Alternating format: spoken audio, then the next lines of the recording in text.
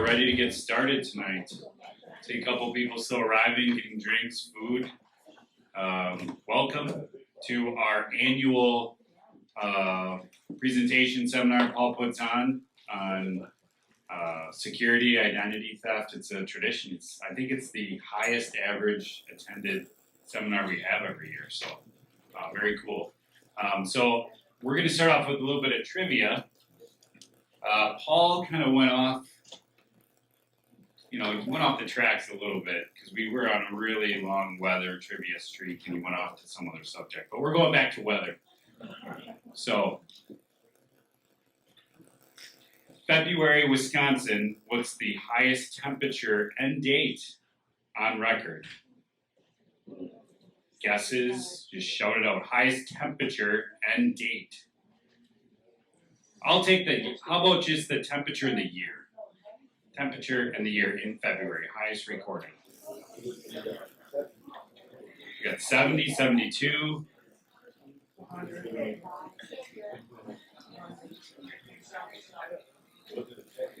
77, Kurt says. 68. Degrees or year? Degrees. I did 85. 1985. Temperature? Year. All right. Yep. 71 degrees, February 22nd, 2017. Not that long ago. A week after my youngest was born. So I remember walking with him outside, very warm. So there you go. So tonight our presenter is Paul Zarling. He's got over 2 decades of experience. He has degrees from Martin Luther College and Marquette University. And welcome. Turn it over to you. And I'll wrap it back up at the end. Sounds good. Thank you. There should be a packet you have. It's in a blue folder. There's going to be 4 elements in that. 1 is going to be the presentation itself. 2 is going to be the glossary. So there's terms that either I'm going to use today or that are used throughout just what you'll hear from like headlines or just articles or stats that you see. That's useful. 3 is going to be a risk assessment. That's something for you and close ones with you to kind of go through and understand how well are you doing. And then the last item in there is actually a toolkit. There's a front and back page. The front page is tools to be proactive to kind of protect yourself and your information. And the back part is people that you need to contact when you are compromised. All right, so that's what's in the packet. You got a pen. There's also a feedback form as well. You'll turn that in at the end as well.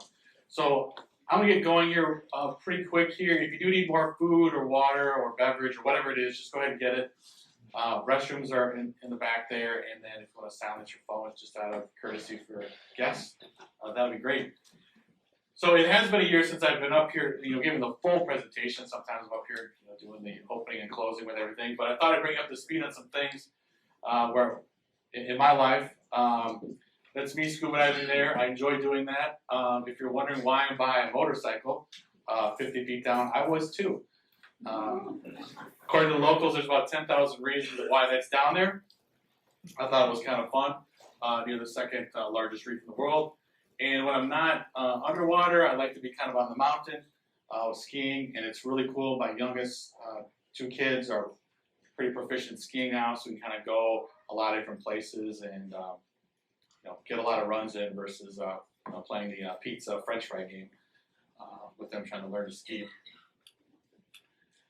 Then that's our Christmas card.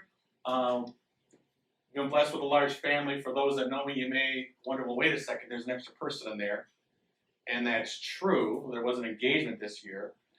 So our second oldest was engaged to his, I guess you could say, high school, college sweetheart. Our name's Cassie. We're just excited for them and excited for their wedding coming up here in the summer. So that picture there is our youngest, Saxon, who's kind of a character in his own movie sometimes. He's with Cassie there, kind of pointing to the ring. Also exciting, our oldest graduated with a finance degree. He's with JP Morgan now. I love it. He's off the payroll. So it's great. So it works out pretty good. And then Beats for Heartbeats. I know we've sent some communications out on this, something we're very near and dear to our hearts. That event was in September, and that was a really, really cool event, raising money for depression, suicide awareness, pregnancy counseling, etc. And there'll be another event this year again in September as well. So just beatsforheartbeats.com, we can go for more information on that. So that's just a little bit of what what I was up to. Things we're going to cover today: top scams. We're going to go through who the hackers are, what their favorite tactics are, how to identify and prevent financial abuse for your personal information, and then we're going to cover your identity toolkit. Now, if you do have questions along the way, just raise your hand. We'll just do it as we go along. If you don't, that's fine too. The team will be collecting questions too, and then when we publish the video, we'll make sure we include all those answers. Sound good? All right. So here we go. So why do we do this? Well, for those that are clients, we have a lot of information, so it's on us to make sure that that stays secure, and we have a lot of systems and training in place to do that. But we also want to help you do the same thing for yourself, so you're not compromised, and then they try to get at us in the same fashion. So really, we're about helping you kind of minimizing your risk, monitoring your financial health, and then managing any damage when you're compromised. That's really why we're doing this for our clients. Now, you may remember there's 15 pieces of information that the hackers want to get at. Personal identifiable information. And here we go. I'm just going to run down the list really quick.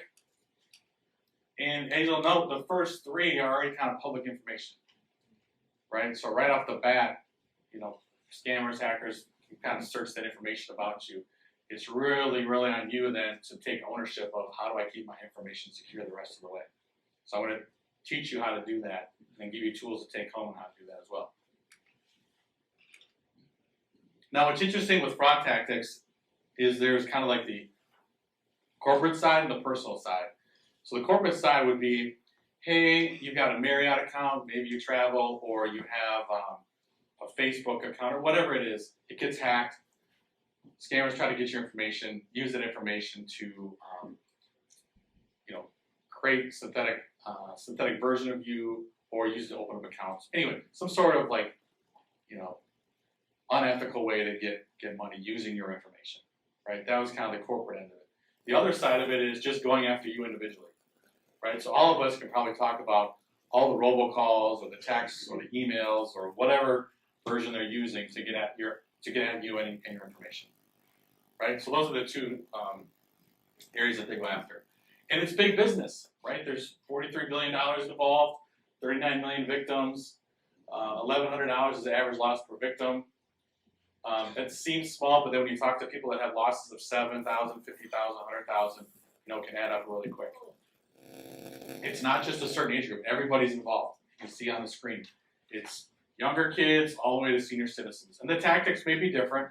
You know, maybe they're using robocalls or emails for senior citizens, or maybe they're using, you know, kind of social media requests or person-to-person payments for the younger crowd. Either way, they're just trying to find some way to get at your information and then use it for their own gain. So it is easy to take the bait. I'm going to have some stories for you of how that's happened, both nationally and also closer to home as well. So some of the more creative scams. This is one, maybe you've heard of it, maybe you've seen it. This is where they say, maybe you list something on Facebook Marketplace, and someone says, hey, is this a fake listing? You're like, no, it's totally legit. Hey, can I pay you with an Amazon gift card? Right? And then they send it to you, it has no money on it, right? The other one that was interesting is my dad actually gave me a call. He's like, hey, Paul, check this out. I was just given a call by someone stating from Amazon that I just bought an Apple computer. I need to verify that. I go, well, that's interesting because I just got that call 2 days ago. So it's just using different technology methods to try to get you to fight on a certain tactic. This was a big deal, especially with some of the different laws that were passed. IRS tax scams, where this involved somebody impersonating an IRS person, right? And it was either for the child tax credit or the economic impact payments. So those are big. Now, would the IRS ever call you? No, they wouldn't. They would send you a letter, then they give you a number to call. Now you may be on hold for a little while. That's the way it kind of goes. But they're never going to call you outright. It's the same thing with any government agency, they're not going to call you. So last year I talked about some of the hackers. Remember the terms black hat, gray hat, white hat? Right, black hats are the ones actually doing all the bad hacking. Gray hats were kind of the double agents, and white hats were the good guys trying to do the right thing. So we still have those, but now we've got a couple more categories. There's going to be 10 of them, so I just gave you 3. Script kiddies, that was a new one. These are younger kids that are like, hey, this seems fun. Let me see what I can do with this. So they'll learn how to do this and then see what they can get away with. You've got green hat hackers who they're just learning. They're like, wow, maybe it's somebody like me. This is really curious. Let me see, can I figure this out? By the way, there's a slide later, which I'll show you where you go to learn if you wanted to. There's blue hat hackers and red hat hackers. Those are typically people that are in the same vein, if you want to say, with black hat and gray hat and white hat. Blue hat, they don't really care. They'll hurt anybody. Red hat, they're almost like the knights in shining armor. They align with the white hats, trying to stop the black hats. You got state and nation-sponsored hackers. That's not a new one. I'll go through who the top players are here in a second. You got your hacktivists. This has been around for a little bit, right? Somebody feels like, hey, I'm going to go attack a government entity and take them down, shake them down. Or you just have a malicious insider or whistleblower that's got information just looking to kind of hold it for ransom. So those are kind of the 10 categories. Speaking of state sponsors, 7 countries, still the majority of hackers. Not a lot of movement here from year to year so far. China's still number 1, USA, Turkey, Russia, Taiwan, Brazil, and Romania. A couple other people are growing up, moving up the list, or we can think of it from the top 15 to top 20, but right now those are still the top 7. And then the biggest hack I want to talk about, corporately, you guys remember the Colonial Pipeline hack? Yeah, that was a pipeline that served 17 states. Do you guys remember how they hacked it? Super easy, super easy. There's an employee that had the same passcode for his work credentials as he did for his Amazon account. Oh. Exactly. Right, so that one little thing turned into a whole ransom project where they had to pay out $4.4 million in crypto. That exchange was overseen by the FBI, and they also stole 100 gigabit of data. So who was involved? It was an organization called DarkSide. People, government officials say it wasn't in Russia, and when the industry's like, it's Russia. So we're going to talk about having really good passcodes, not having the same passcodes for the same accounts, and then how to manage all those throughout the year. Other notable hacks in 2021, Microsoft, LinkedIn. How many people use LinkedIn? A couple of hands. Almost 93% of members. I use LinkedIn myself, so I had to change my password a couple of times. So they had a problem. Facebook still has a problem. That's the second year I've had them on here. 553 million, account records. I'm going to suggest if you use Facebook, really limit the personal information you have in there. Because a lot of times say, hey, this is so-and-so, they went to this high school, they're born here, they live here. Just start taking that off, just so it's not easy. You guys familiar with Robinhood? So Robinhood is kind of a tech company in the financial industry. They're kind of going after the millennials with, hey, save, take it from the rich, invest, this is the way to do it, right? And then they get hacked. 7 million records, which is a large majority of all the members, which was unfortunate. T-Mobile, if you're a T-Mobile user, that's a tough one. They're consistently on this list. I know they're pushing their 5G technology, which is great. You just have to keep their information safe. And then lastly, for any Android users, it was kind of a tough year. About 100 million records were stolen for those that have that. So those are the notable hacks. Key takeaway is hackers are just going to really target you individually and those you know to try to get your information. So some of the more common scams. Social Security scams, I don't think that's new news to anybody, but for those that do have Social Security benefits, be aware of that. Phone scams, how many people get the robocalls? Oh, there's a lot of hands. We've got the same thing with the noon.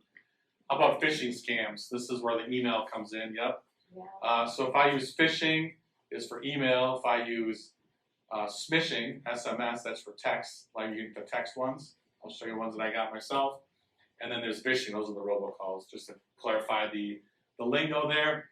And then unemployment benefit scams were big as well. So let's get into 7 signs of a phishing email. A lot of you are kind of really clued in on this, but let's just review it really quick. Number 1, you're going to see a generic greeting. So just going to say, Sir, Madam. It's going to have a request for personal information over email. It's going to have a click here with a hyperlink that's going to go to an unfamiliar web page. You kind of hover over it, and if you look in your bottom left part of your computer screen, it'll look like a really weird website. Like they'll say they're from Chase or Apple or Amazon, but it has nothing to do with that. Over here, you'll have the from email address, just doesn't look official. Again, you can hover your mouse over the misleading URL hyperlinks, and then 7, there's usually spelling or grammar mistakes. So just keep an eye out for those. Most people are pretty good, but now there's some pretty slick ones out there. We had a client of ours talk about he almost got duped by one that was like super slick. It looks professional. Almost got him, and he reported it. And even those people were like, "Wow, that's a really good one." All right, so these are some text ones. These are the ones I got that I just wanted to share with you. Maybe you guys got a couple of these. The top 2, hey, your December bill is paid. Thanks, here's a little gift for you. Well, that sounds nice, right? But I'm like, well, I got a lot of bills. I got a lot of kids, so which one is this? And I'm surely not going to click on that link. The second section there, these are actually hours apart, imitating Chase. I do bank at Chase, but I was able to realize that does not look like an email that they would use. Or I don't even know what now 1889 or 6129 means. Bottom part is Wells Fargo. And then another one I got was with just, hey, you've got unsecured websites on your phone, hit this to clear and do a virus scan, which is really just a way for them to attack my phone. So a couple ways to prevent them. Always check your messages sender if you recognize the contact. Remember that legitimate companies will not ask for your personal information over text. Don't click on the hyperlinks. If you are directed to your website, ensure that the web filters are alerting you to potentially malicious content. And then understand that smishing, like the text version, doesn't have to necessarily happen from text. It can happen with like Facebook Messenger, LinkedIn Messenger, Skype, etc. Tips to avoid the phone. How many of you got on the phone and you answer it, and right away there's like instant pressure, right? They start going after you. You can block your unwanted calls. I'm going to really advocate for you to join the Do Not Call list. I'm going to show you how to do that if you haven't done so already. Don't give out your personal information or financial information to a request you didn't expect. Resist the pressure to act immediately, and then just take note on how scammers tell you to pay. And then sometimes just stop and talk to someone you trust. Very similar when my dad called me. Talk to people you trust. More often than not, it's a phone call you don't need. Yeah, or you don't answer, and you get like 4 calls in a row. You're like, stop, trying to do something here. All right, I'm going to cover 9 scams tricking seniors out of their money. What do you think is the top scam targeting seniors in 2021? Well, don't look at the sheet. Because romance. Yeah, romance was the top one, 139 million. But it was the top. It was a leading category for a lot of age groups, because I think was it over 500 million was total losses for romance scams. If you think of like for Generation X, millennials, etc. Prizes, sweepstakes, lottery, 69 million in losses. Business imposters, 65 million. Government imposters, 58. Investment fraud, 47. Tech scam support, or tech support scam, 37. Online shopping fake sites, 33. Family friends in trouble. Right, that was a big one. We had a client of ours which got nailed heavily with that one. And then timeshare sales, resale, 17.4. Yep, there's some COVID ones. Those kind of fell down the list this year, I think, because everyone's kind of smart to the game. But it's interesting how romance is still the top one. All right, so some tips to prevent being scammed. Question the company's claims and motives. Never share your personal information over the phone. Don't buy anything, right? You guys know what you need to buy, when you need to buy it. Get on the do not call list. Like I said, I'll show you how to do that. Remember, you might be at risk from those who love you or they think they love you. Just be aware of that. Monitor your credit card and bank accounts. And then make sure your computer doesn't have any viruses lurking. I'm going to show you how to make sure you have the right antivirus for your computers. And then just check the legitimacy of any website. If you need to do that, you can go to urlvoid.com, or Google has a transparency report. So if you just Google transparency report, you have a hyperlink, just copy and paste it in there. It'll be like fake or don't go there. So there's a couple tools you can use that right off the bat if you're wondering, like, is this a legit site?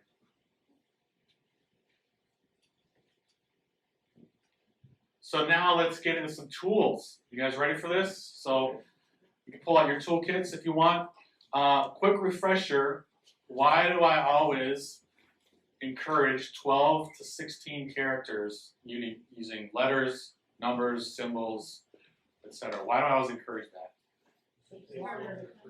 It takes longer to break. For example, 12 characters takes like 2,000 years, but if you use like 18, it's going to be like 100 million years, right? So I'm going to show you how to do that and have a password manager, because some of you are looking like, I'm not going to remember all those. You're right, neither am I. We'll get a password manager. We'll show you how to do that. And then I do have a website here. I created a tinyurl.com cf1-best-antivirus. That has a nice article on all the best antiviruses you can take a look. There's free versions and paid for versions. None of those that are on there are anything that we're affiliated with or have a financial impact with, but it is information for you to kind of make the right calls. So if you look on your toolkit and there's websites underneath all of them, I created those. Those are saved. They'll take you to that article to take a look at things. So let's get into those. So these are all the steps I want you to follow, but let's get into the tools. So number one is do get a password manager. That's the website you go take a look. So what is a password manager? It is a system that can be either on your computer or cloud-based, where it will manage all of your passwords, generate them, save them, and replace them on a consistent basis. So for example, if I go to my bank account, or if I go to my online shopping, or if I go to a kid's athletics site that I have to get into, this will save all the passwords that I need, and it'll enter it in automatically, right? And then it'll also remind me, hey, it's time to change your password, and then it'll do it and save it. Now, you will have a master password to log in, and then it'll have everything else around it. And a lot of you think, well, wait a second, what about that master password? What happens there? Two things. There's never a silver bullet. So one, change that master password often. And then two, use two-factor authentication.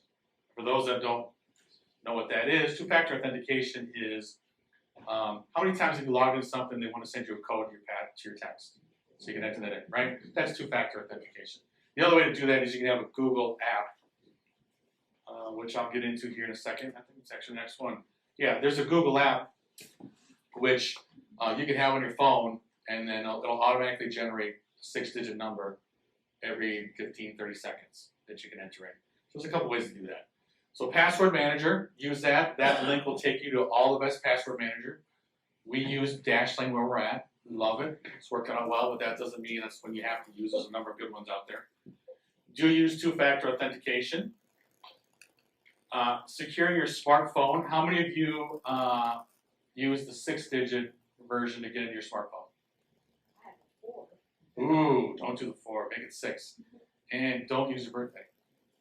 All right, use a 6-digit number to be able to get in your phone. Make it hard for them.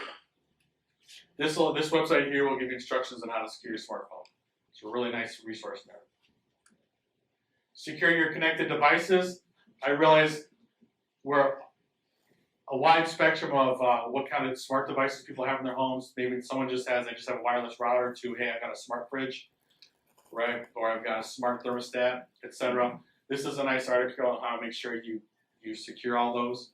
So all of a sudden you don't have somebody ordering 10,000 gallons of milk for you from your fridge, or turning up the heat in your house, or all of a sudden your garage doors start going up and down.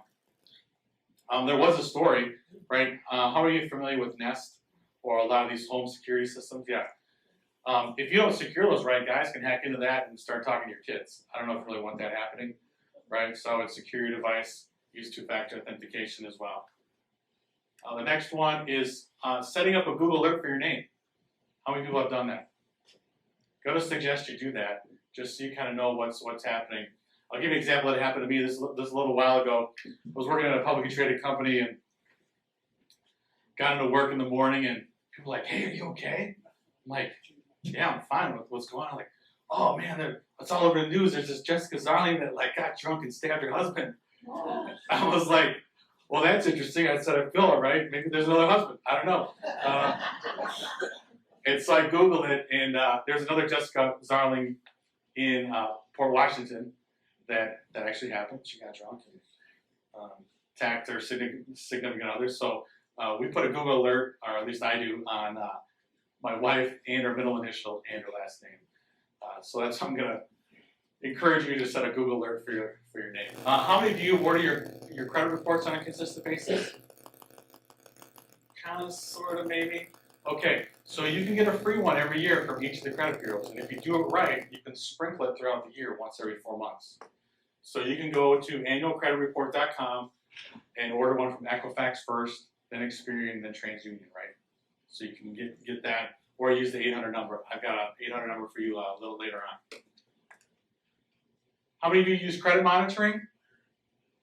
Another good suggestion. Now, credit card companies are doing a really nice job. Discover, Visa, etc. That kind of comes with your credit card. That's a good deal. If you've got that, keep it going. That's a nice comparison link if you do need to go that direction. Secure your Wi-Fi. How many of you do it, number one?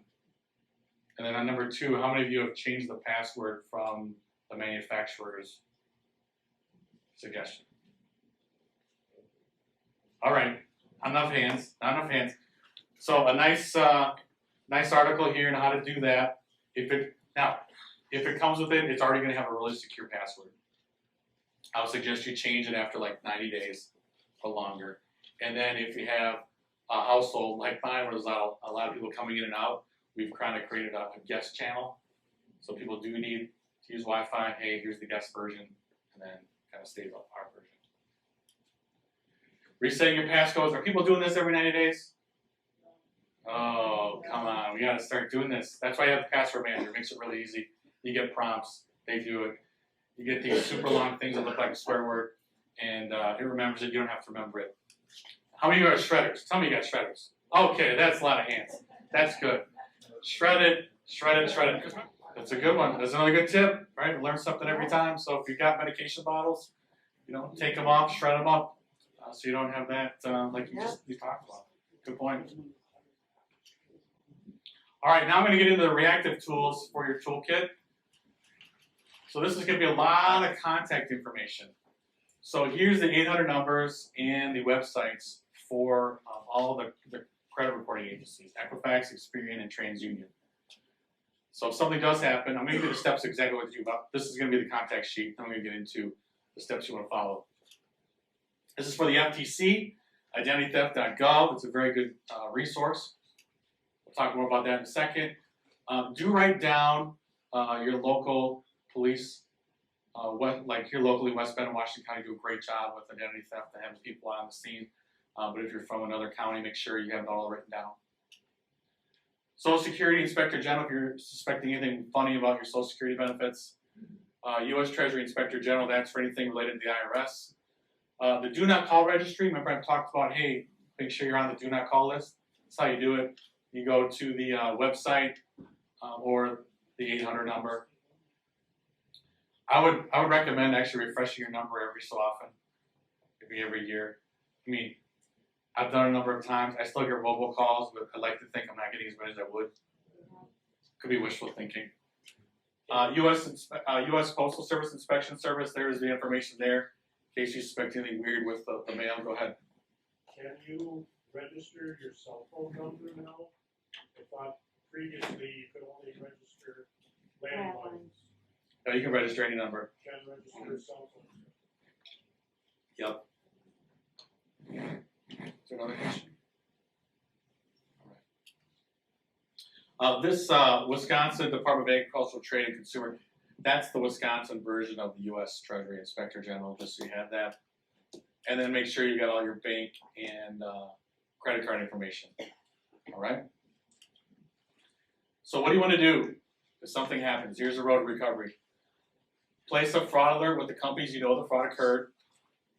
For example, somebody got into my Amazon account and ordered a lot of protein powder for the state of Florida. And if you look at me, I don't look like I take a lot of protein powder, right?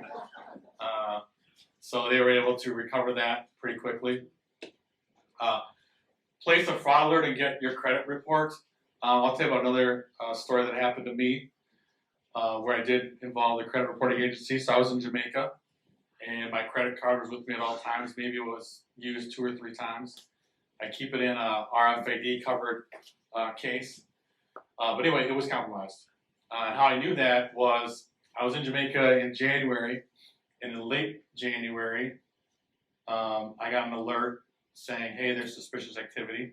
Okay. Well, what was it? It's kind of funny. Oversized lingerie and a nice hotel on the beach in Jamaica and a few other things. So apparently somebody was getting ready for Valentine's Day, which we put a stop to quickly. But the credit card company that we used for that, they were on the ball, on it all the whole time. And then I did let the credit agencies know, like, hey, this was happening.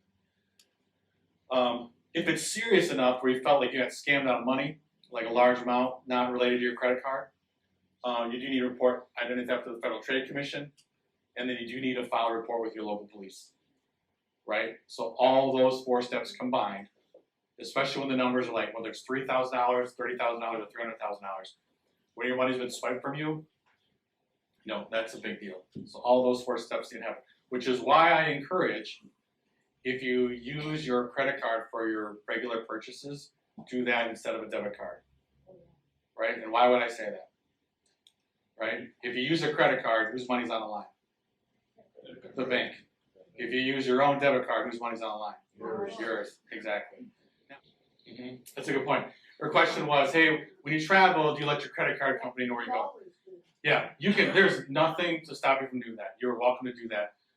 Now, with a lot of you have credit cards with the chips on them, right? Those have been really super secure. So they've been a little bit more lax now, like if Mexico and Jamaica, Europe, wherever you're going. That hasn't been too much of a problem, but it's never a bad practice to let them know that they're hearing from you. They put it in the system. But normally they don't require it anymore. But back to identitytheft.gov. Very helpful resource website. So if you want to take a look at that, it'll go through your recovery plan, but there's also a lot of customized kind of pathways that can take you down on something that happened with the IRS or something with my credit card or something with a scam. It's really, really helpful. So I would bookmark that on your computer. The other thing, I realize we're getting short on time, is I did provide a risk assessment and also the vocabulary. Do take some time to walk through that with your significant others or family members to see how you're doing. You may find out some things, wow, we're doing this really well. And you might find some other things like, you know what, we need to improve this, right? And then the glossary is just good for knowing, hey, where do I want to get my knowledge up so I know what these terms mean. I really do, we've done questions along the way. Are there other questions that people have that I can answer on anything we've covered? Go ahead. Yeah, so what they're referring to is, for security reasons regarding tax, they will ask you for facial recognition and PIN numbers. So that is legit thing. Just make sure you're on the right side with everything and using the tools that I showed you. But that is coming down the road with everything. Now, we can get into a discussion of whether you want to do that or not, and that's not right now, with personal privacy and everything else. But that is a legit thing that's being used to verify identities. Other questions? Like I said, everybody's fair game, right? And so we're just providing you a lot of tools to provide a lot of ways to deter a lot of the bad guys. So you're right. Can your bank be hacked? Yep. Can your email be hacked? Correct. Can your password manager be hacked? Absolutely. You just need to make it tough. All right. So we're gonna get closer to wrap it up. I do wanna cover this. Some of you guys asked, well, how does client first keep my information safe? Couple things, we have our own password manager we use Dashlane like I mentioned before. Two-factor authentication is a big deal for us. Antivirus, encryption, a lot of compliance around things. We're also doing a lot of training for our team with videos, and also we actually send out spoof tests to see how everybody does. People are getting better and better as we go along. Some of these things look pretty slick. And then they can also report cybersecurity incidents as well. So three things to remember: minimizing your risk. That's what we talked about, right? It's just using all the tools together to make it hard for somebody to take advantage of you. Monitoring your money and credit scores and your accounts, and then ways to manage the damage if you're compromised. So take home your toolbox, fill in your contact sheet. That's an action item. Take your risk assessment as well. Use the glossary for your advantage. And oh yeah, if you do want to learn how to hack, here's a couple ways to do it.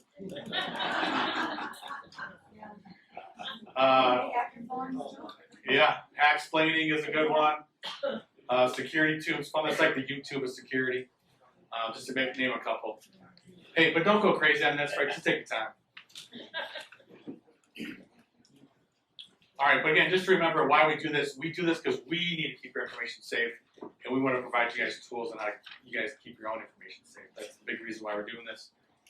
So thank you very much. I appreciate it. I'm going to turn it over to Justin, and enjoy the evening. Thank you, Paul.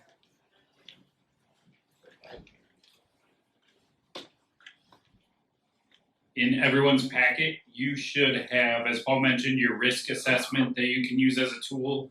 There's also a glossary of terms in there, and then you should all have a feedback form. So take about 2 minutes, fill that out, please. We're always looking on feedback on how we can do these better, provide better content, make things as relevant and as fun as possible. So I know the trivia was more fun than all the scary things Paul talked about. And then if you need to come in for a meeting, you can indicate that on the bottom. Many of you, if you're a client, you're coming in for taxes real soon. But if you'd like to do an initial consultation, you can definitely indicate that. If you're not a client, a little bit more information on that in a couple minutes. Next month, March 16th, noon and 6:30, Rob Mielek, our favorite estate planning attorney, will be presenting.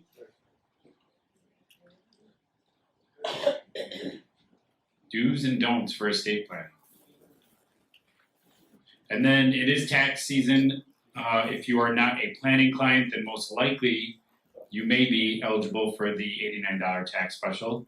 If you have any questions about that, you can let us know. Ask any of our team members. And then a reminder, we have moved. Many of you have been to our new office, so we are now on the same building, first floor, so 0 steps from the sidewalk, which is very nice. We have our own entrance, so super excited about that. Lots of extra space for all of our clients and our team members as well. And then if you are not a client and you want to come in for an initial no-fee consultation, it would either be with me, Brad, or one of our other planning team members. And we are not a high-pressure firm. What we do at the meeting is just simply kind of see where you're at, see what type of planning you may need to do, then explain to you what the process would be and the cost. So it's pretty straightforward. And so if you're interested in that, you can indicate it on the form, and someone will contact you from our office. That's it. Have a great night. You can stick around and let us know if you have any follow-up questions you want us to get to Paul.